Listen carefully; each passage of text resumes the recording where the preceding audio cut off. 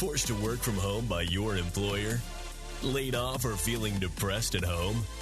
Do you want to make money working from anywhere? We'll show you how to do it from your couch. It's time for another episode of the Work From Home Show.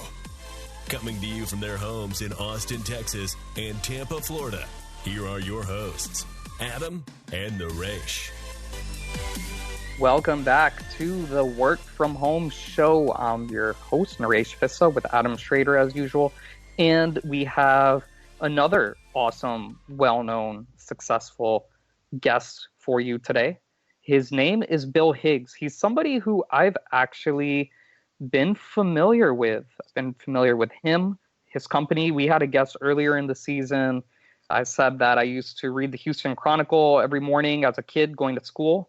And I would see Dr. Stephen Hotze in the paper from time to time. Well, Bill Higgs is our guest today, and he's another name who I'd see in the Houston Chronicle from time to time as a kid. He's the founder and former CEO of multi-billion-dollar corporation Mustang Engineering. That's a company that we have some family friends who work for. They still do work there. My father has done business with them. Bill Higgs, he sold that company to the John Wood Group in 2000, and he is the best-selling author of Mustang The Story, From Zero to $1 Billion, and the new book, Culture Code Champions, 7 Steps to Scale and Succeed in Your Business.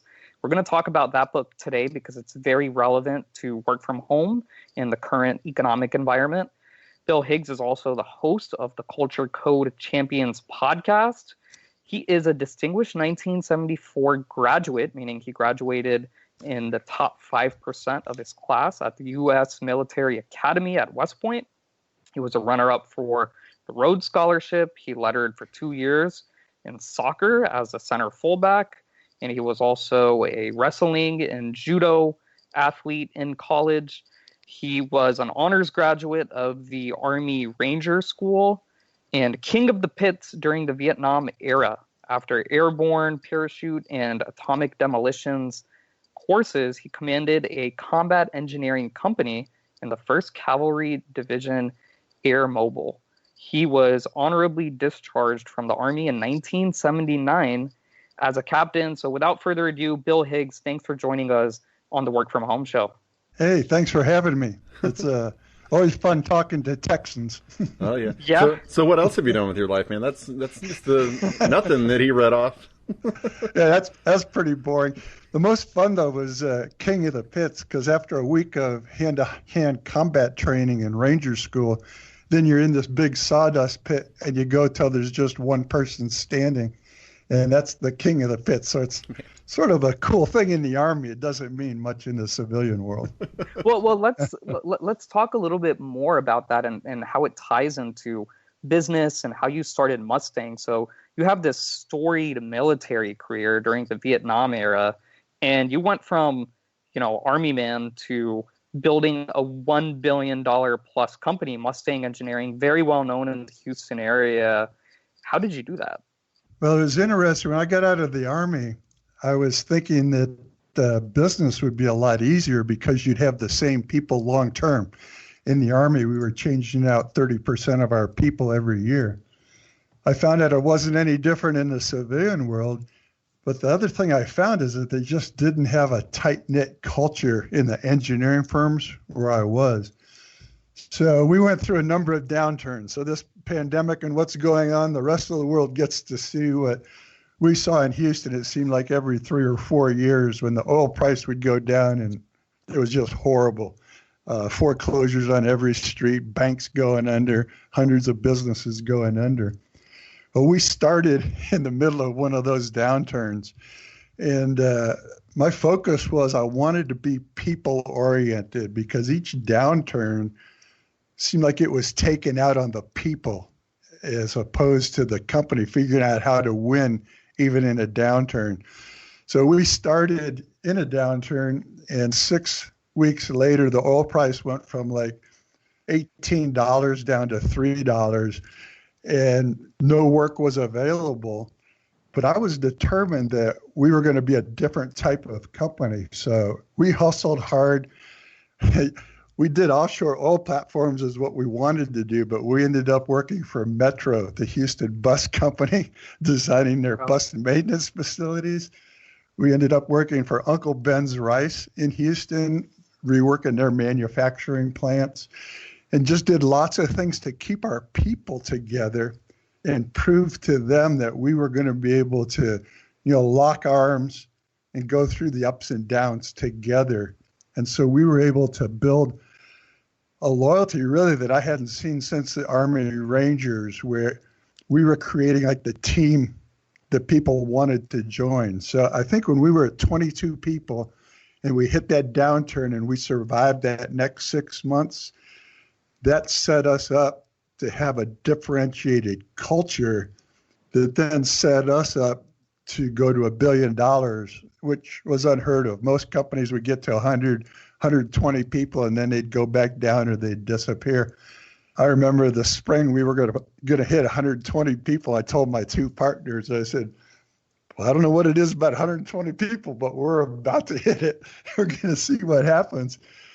And we blinked and we were at 250 people and just never stopped from there. But a lot of it was that we learned how to survive and thrive in the downturns, which I think can help your listeners who are figuring out how to work from home and how to be productive. Just really quickly before we talk about working from home and being productive and becoming entrepreneurial, right now and really over the last, I would say since 2014, the oil and gas industry has been in a rut. And right now a barrel of oil is under $30. What's your general outlook on the oil and gas industry and oil as a commodity going into the future? I think we still need that energy. It was significant that the U.S. became energy independent about 1.5 years, 2 years ago. Totally blew my mind, but the fracking really helped us a lot. People don't know it, but the oil sands up in Canada actually hold more oil than Saudi Arabia has. So there's a lot of oil, energy, gas, and oil here in North America that can keep us independent. What happens in each one of these downturns is the frothy startup companies that aren't solidly based, they disappear. And so some of the fracking isn't really profitable when you get below like $42 a barrel. So when it goes below that, if they aren't solid enough to weather that storm and to have some diversification to weather the storm, then those companies disappear. But it ends up making a very strong industry because it cleans out the ones that are just sort of gaming the system, and you end up with really solid companies going forward. Arion, A-R-I-O-N, is an engineering firm that started 2 years ago in Houston, pretty much on the Mustang platform. It's an ex-CEO, Michelle McNichol. She was like the third CEO of Mustang after I left. And so she started this company. They got up to about 150 people, and then this double whammy of the oil price and the pandemic hit. But she's seen it all. That team has seen it all, and it's fun working with them as they're weathering that storm and figuring out how to come out of it stronger. Now, going back to kind of the king of the pits, whenever you're in a situation like that, and I'm going to tie this into working from home and starting businesses, whenever you're in a situation like that, you're playing against so many people who are also trying to win. And eventually at some point, you feel like, man, I'm exhausted. I could let this person get me out. What's the point? And if you're, when you were going in business and you hit these downturns, like you were talking about, what was the thing that kind of kept you going and made you think, you know what, I don't need to go out and find, a W-2 job working for somebody else. I can make my company succeed through these downturns? It's interesting that you bring that up, because about 10 months before Ranger School, I'd ruptured my spleen playing soccer, and I'd played for another hour before I sort of walked into the hospital and said, man, I'm feeling bad. Turned out I'd been hemorrhaging for an hour. They didn't know what all was wrong with me, so they cut me up the middle for exploratory. It turns out it was my spleen. But by the time I got to Ranger School, I was just barely getting all of my muscles back to where I could pass the physical fitness tests and things like that. And that King of the Pits came down to me, and I'm like 6'3", and there's another 6'3" guy, a Navy SEAL, who's one of the best small unit leaders I've ever met. It came down to he and I for King of the Pits. And I'd had judo and wrestling training. I did a great throw on him, but the Ranger sergeants all wanted him to win because this guy was a stud muffin. So we went at it again. They didn't count my throw. I ended up throwing him again and winning it. But then like an hour later, I was at lunch and I was feeling really bad. And one of the sergeants said, "Man, you don't look too good. What's wrong?" And I said, "Well, I had this operation, 10 months ago, and I think I might have pulled on something, tugged the scar a little bit." And he says, "Well, why didn't you just let somebody beat you early on? Why did you go all the way to King of the Pits?" And it just I never think about losing. And I just couldn't understand that kind of thinking.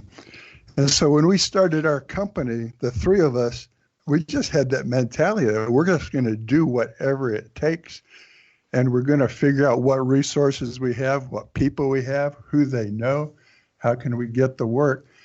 But it comes down to just having that perseverance and that knowing that, hey, I'm going to do this. I think our way, having this culture is going to be different. And it's going to be better for people.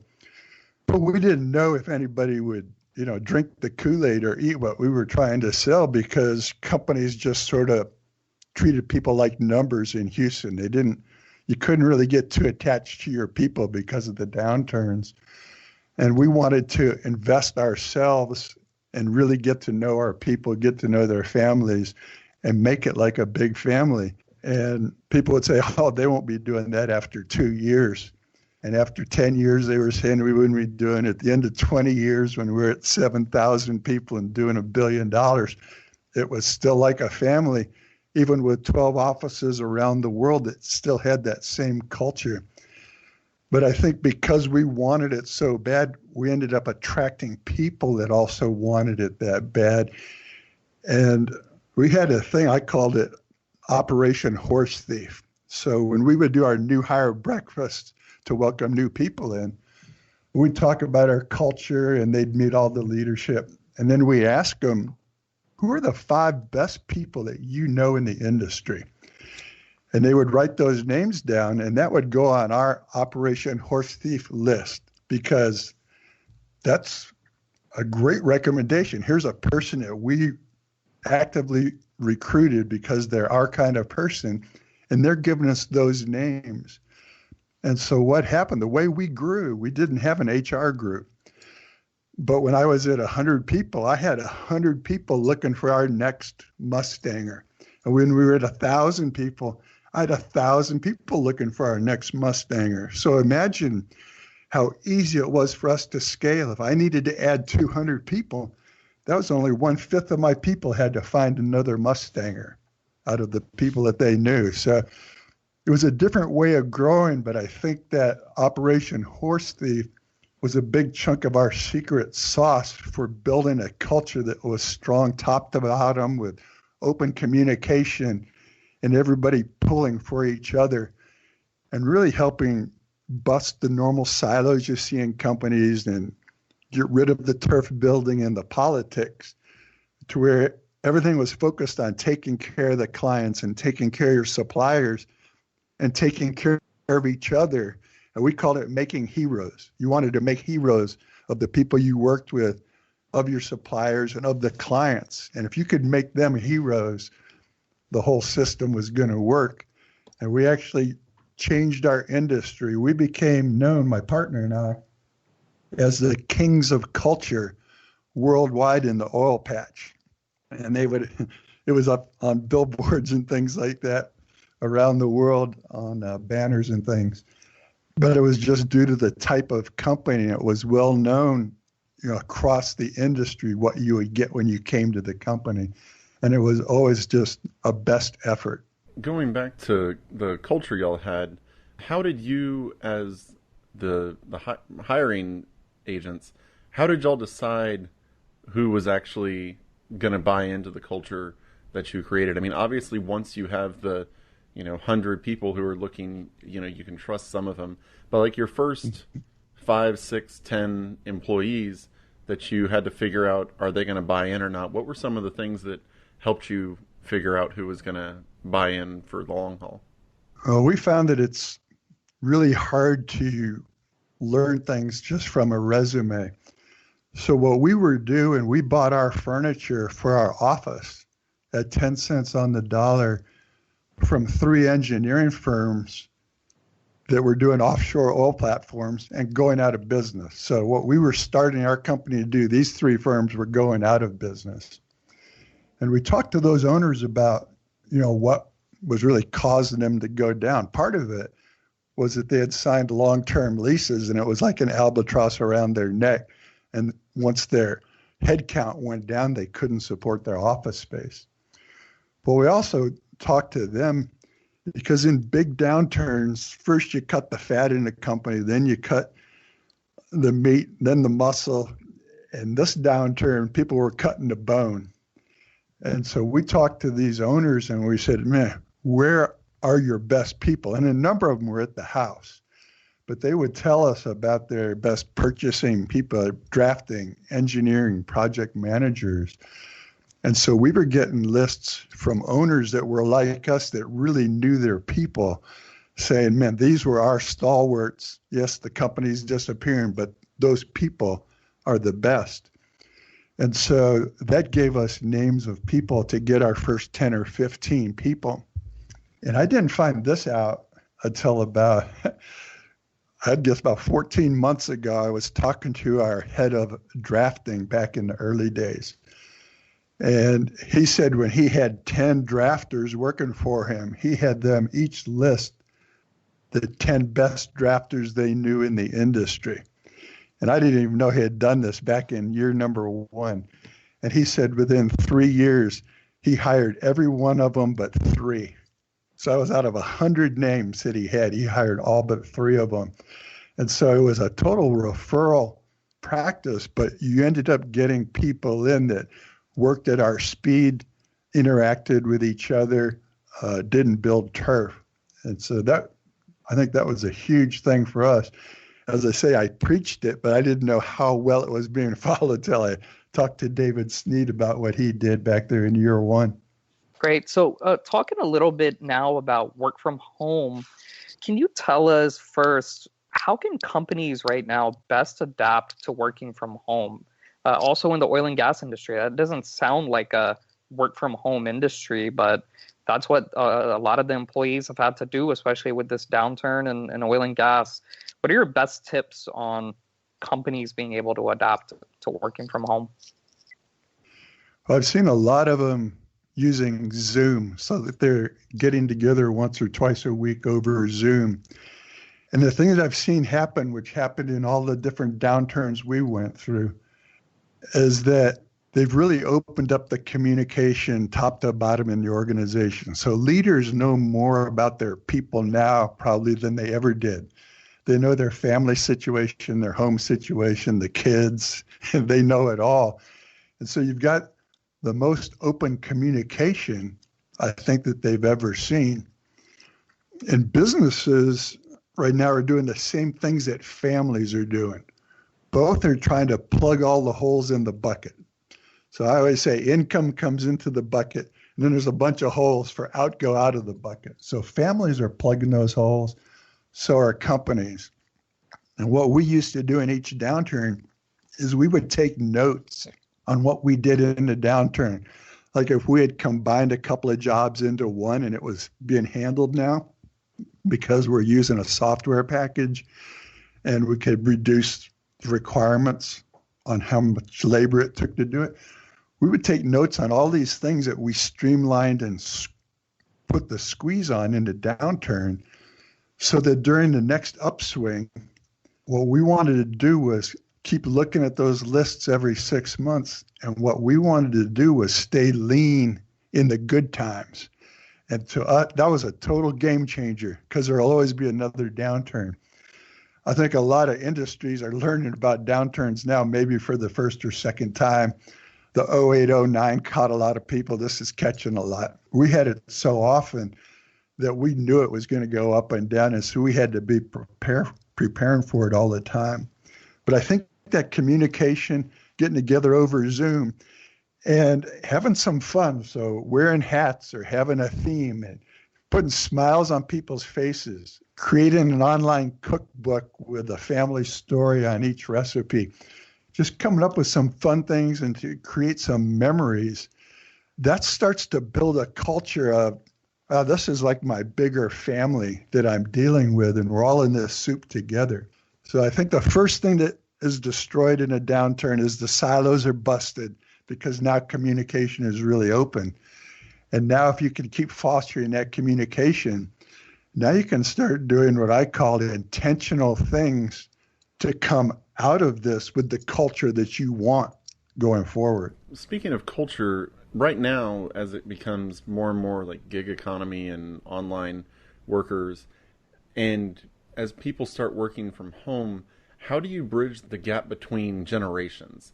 Like, does that have any play? Like, how do you keep the culture when you have younger people who are more used to technology and more used to working, potentially working off site, and then the people who have spent their whole lives working in offices? Like, how do you bridge that gap between generations? One of the feelings that I have is I really felt that in 15 to 20 years, we were going to move to less tall office buildings and more things spread out. And there were people who were working in more environmentally friendly places and a better quality of life. And it just feels to me like this pandemic has moved us 15 years in the future to where we're all trying it. And so the younger people are totally comfortable with it. And that's where I think they would have taken it. What's happening now is the older workers are having to get on board with it. And, you're dragging them, kicking and screaming in that direction for the last 5 years. They're just going a whole lot faster right now. And I think there's a couple of things that still need to be done. And I'm a big believer in what I call hard copy communication. And so one of the things I would still be doing right now that we always did is to do the monthly newsletter and send it hard copy to the house. And people laugh and say, hey, we're digital, blah, blah, blah. But if you'll send that thing hard copy to the house, the spouse will read every page of it. Mm-hmm. If there's pictures of kids in there and activities and pictures of projects and charity things that have gone on, they will read all of it. And what happens is what I want to do is win the hearts and minds of my people. But one of the easiest ways to do that is if you can win the hearts and the minds of their family and on the home front. And so when we would do skating parties or birthday parties or whatever, we always had swag or goodies that we would give out. So there were toys that would go home and get in a toy box. There would be goodies that would just show up on people's desks. We'd have somebody go around at 2 a.m. and put them on desks, or mail it to the house for our people that were working remotely. Like, we had inspectors on pipelines all around the country, so never in the office, but we'd send things to their house or to their work site.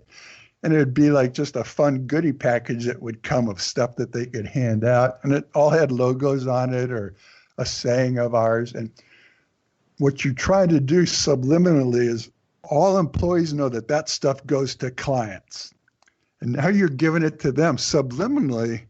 They're going, wow, they think I'm as important as the clients are. Well, when it's going to the house, the family's now getting engaged a little bit with the company, and they know questions to ask the employee because they're reading the newsletter. And what you start doing is building a bigger, broader team that's all part of your culture and helps you win the hearts and the minds. But I think that hard copy communication of getting that newsletter out there, getting pictures, when everybody gets back to the office, one of my big places is to have fun stuff at the coffee bar. Most people have like the state regulations and the federal regulations there.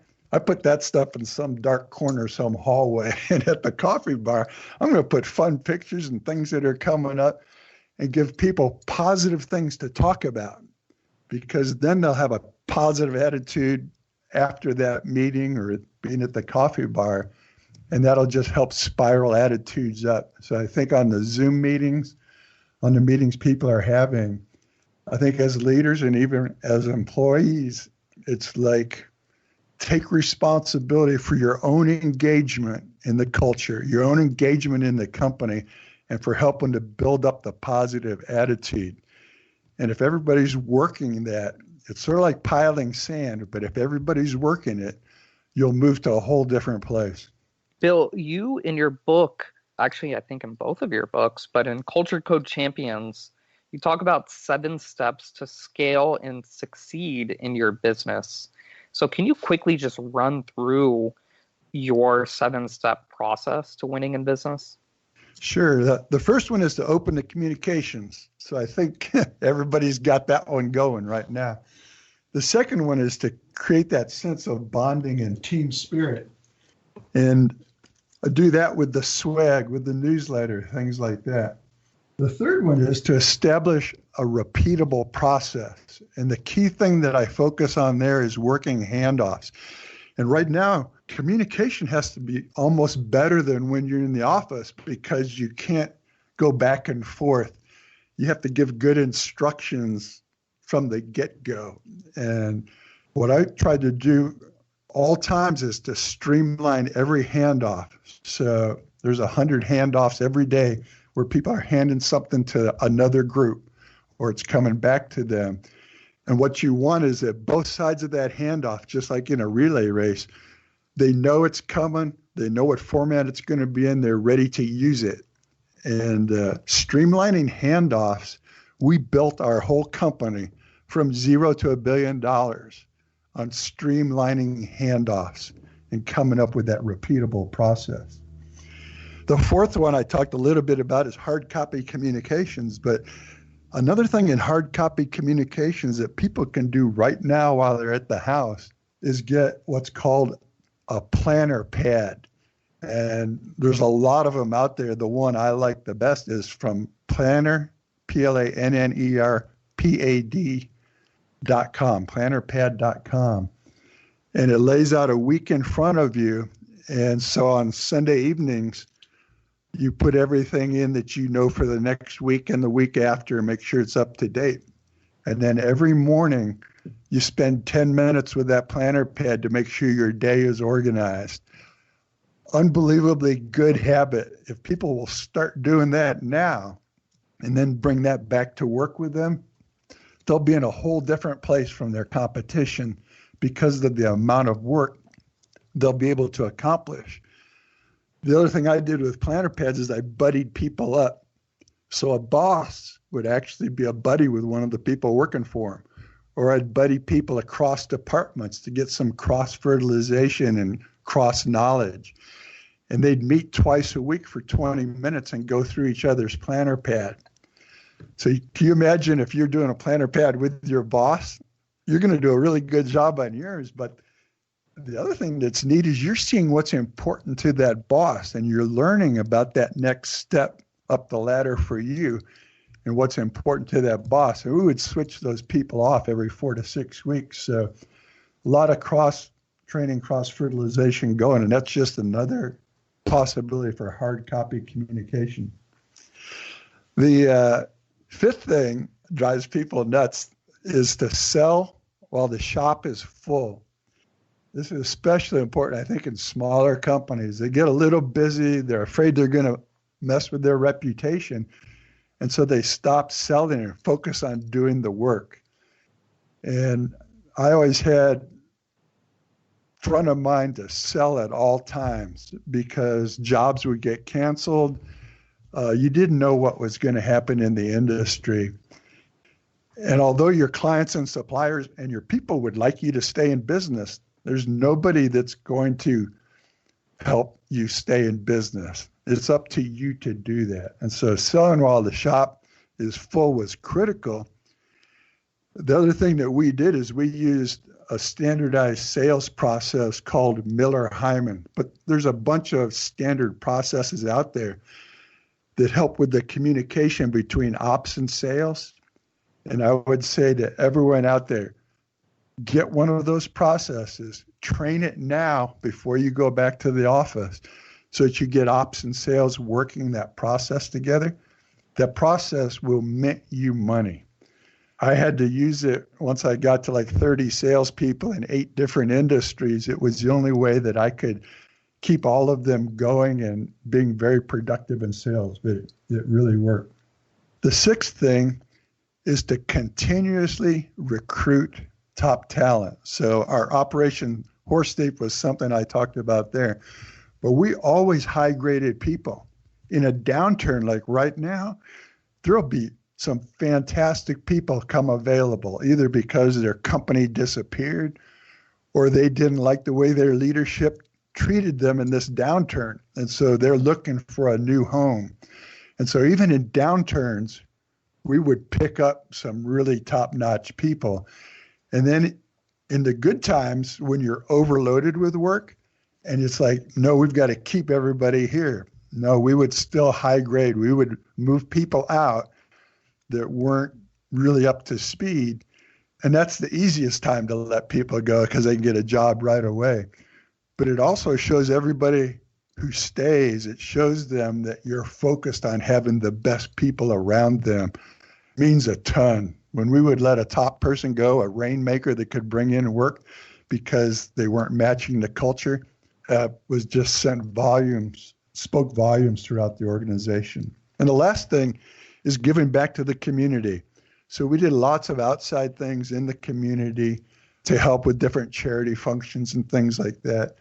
But it did a lot for our company because those things sometimes would be run by a personal assistant or a drafter or a young engineer. Normally we'd put a little team to run them and it would be cross-functional. So we would actually get cross-fertilizing while we were out there working in the community. And we actually identified some leaders. Some of our secretaries, we moved them into purchasing or from purchasing into drafting or from drafting to engineering because we saw their leadership skills in some of these outside activities. So it did a lot for the community, but it also did a lot for our culture. Those are the 7 steps. You have to get them all spinning and keep them all going at the same time. But many hands make light work. And once we got it going, the volunteers that just grabbed hold of this and made it happen was just a joy to see. So yeah, your hard copy communication made me think. My wife and I, every Sunday, we sit down and we each have planners and we draw out the next week and we talk about what needs to be done these days, and it helps a whole lot. But what do you think in terms from a business owner's perspective? Do you think that people, and we've had some listeners contact us about this saying, I'm wondering if I'm going to be going back to the office. And some people are thinking, oh, I want to go back to the office. Some people are saying, I really like working from home. It's been great. Looking from a business owner perspective, would you want to have a mix, or would you want people just to work from home, or kind of what are your thoughts on how to find the right balance there? It's going to change a lot by the type of company you have. Like in a manufacturing plant like my son has, the welders, the grinders, the CNC machine operators, man, they've got to be at work. But his front office people, his engineers, his HR, his sales, his marketing people, they can still work from home. And so I think what's going to happen, I really foresee people realizing that they can reduce their office footprint. And for employees who don't know where all the costs are in the company, that office cost is a big chunk of the overhead. So if you can move to where you can reduce that overhead chunk and put some of that money into some different activities and things that bring people together, and then continuing to work from home. So people have had to develop a lot of their IT systems on the fly over the last 90 days. But now they have them. And so you don't want to lose that muscle now that you've created it. So I think even if they go back to work, it may be where they're alternating people, and people are working 2 or 3 days from the office and 2 or 3 days from the house, so that they keep that ability to do that strong within the organization. I think they'll be able to reduce their office footprint, which will help them from a competitive nature and help their bottom line. And for some people, they may find that their company isn't going to meet their new needs. Maybe they liked it this way and they want to stay that way. That company doesn't want it. So they'll be looking for another company to go work with. And I think that'll just be some of the shuffling that's going to happen as you come out of this. How did you know, or how did you decide when to sell your company? Like, what made you feel comfortable enough that you could sell the company and it would still, your legacy with that company would continue, but you decided it was time for you to move on and go do something else? It was tough. We had offers to buy the company starting in year number 2, and we actually sold in year 13 or 14. We tried to sell in year 7 and got pretty far along with a big company, but realized that our company was a little bit what you might call controlled chaos. We just did it. And a bigger company wants you to have a plan and then prove that you delivered that plan. So in sales, I would say, hey, this is the work I'm planning to get next year. And they'd say, well, how can you be sure you're going to get it? And I said, because of our relationships, what we've done, blah, blah, blah. They said, well, can you show us what work you thought you'd get last year and whether or not you got it? And I go, no, I don't really keep track of that. Well, it was the same problem in our systems for doing projects. It was the same thing in our contracts. We were not up to snuff to go and become part of a big company without totally losing our identity. So we backed off and did an ESOP, an employee stock ownership plan, and put 30% of the company into like 500 people. And then 4 years later, so we took that learning experience and we developed all our systems, our sales systems, our project management systems, our contracting systems, got everything in much better shape. And so then when we went through a sales process, we knew we were ready to do it. The big scare for us, that was in the year 2000. And when you're for sale, we were using Chase Bank to help us with the sale. And we told them we wanted to tell our people that we were going to sell. And they said, no, don't say a word, just deny. Because a company that's for sale, then people stop giving you work because they want to wait and see who buys you and who leaves and all those kind of things. And we said, well, we've built up way too much loyalty. We have to tell our people. So I wrote a pamphlet.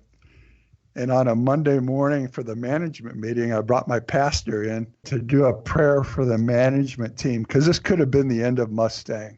And so he did a prayer for us. I handed out this pamphlet on why we were going to sell.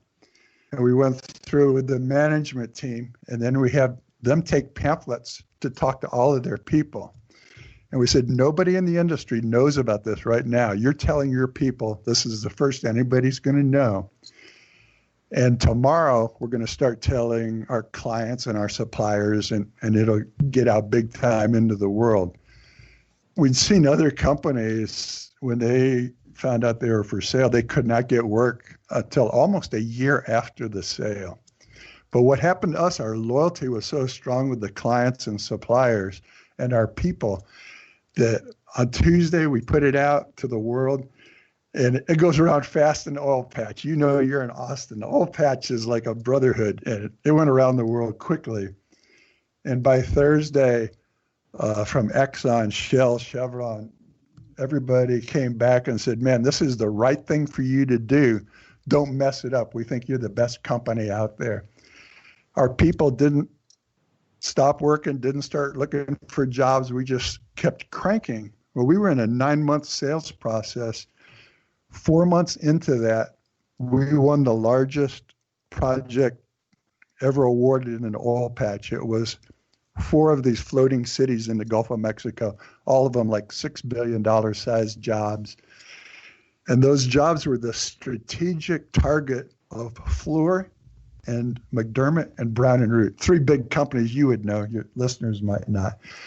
But they could zipper the clients from the boardroom down to the engineer. And that's who we were competing against. And we won that while for sale, and totally blew the industry's mind that could happen. But that was sort of, there's a saying, you know, thoughts become words, words become actions, actions become habits, and habits create your destiny. Our thoughts were to make culture all important. And the destiny that we ended up with was that we went through a sales process. And by the time Wood Group bought us, we had already booked the best projects in all 7 of our industries. And we knew we had to double in size in the next 18 months. So it was a very easy buy for them.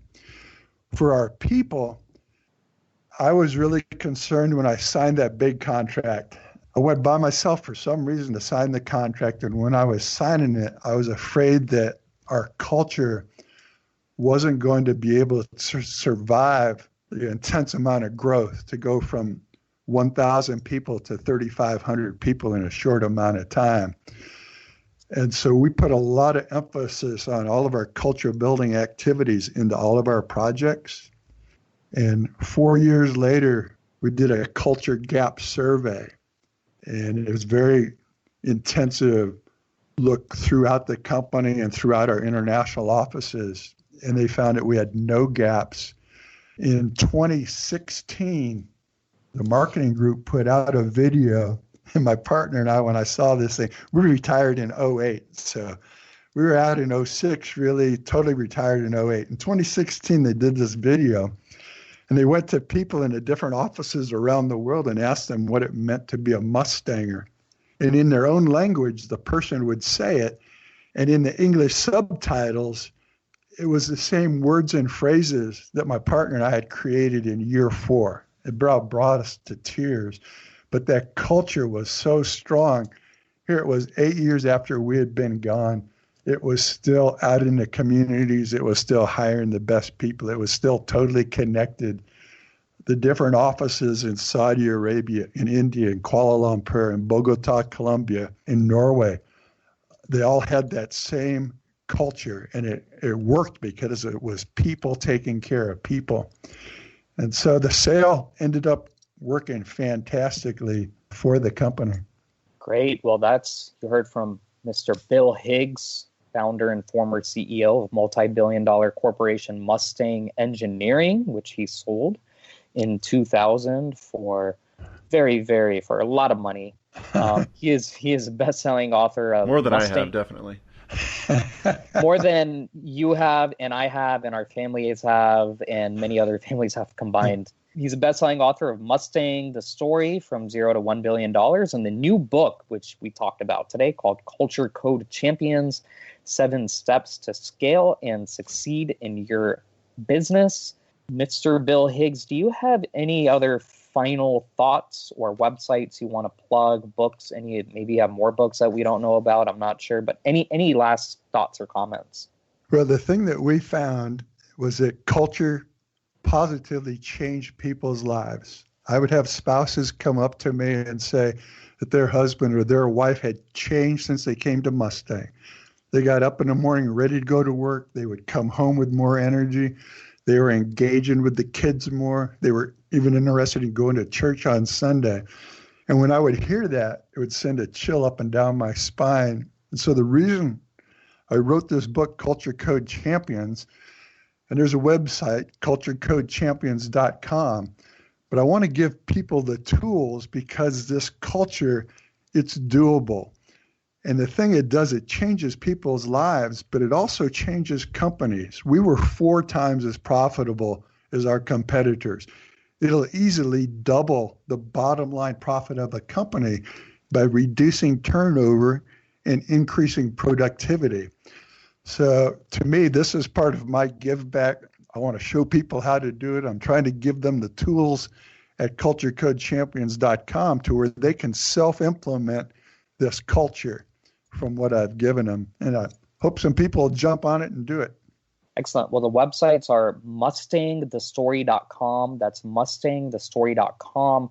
There's also culturecodechampionspodcast.com, culturecodechampionspodcast.com. And if you want to learn more about Mustang Engineering, it's mustang-engineering.com, mustang-engineering.com. Bill Higgs, thanks so much for joining us on the Work From Home show, and we wish you all the best. Thank you. Have a good one. And to all our listeners out there, the website, our website, workfromhomeshow.com. Get on our mailing list. See all of our previous episodes from the time that we got started. We have a lot of free stuff available on that site. If you have any questions, maybe you have a question for Bill, maybe you have a question or you want us to relay something to Bill, hello@workfromhomeshow.com. hello@workfromhomeshow.com. And until next time, keep on working from home.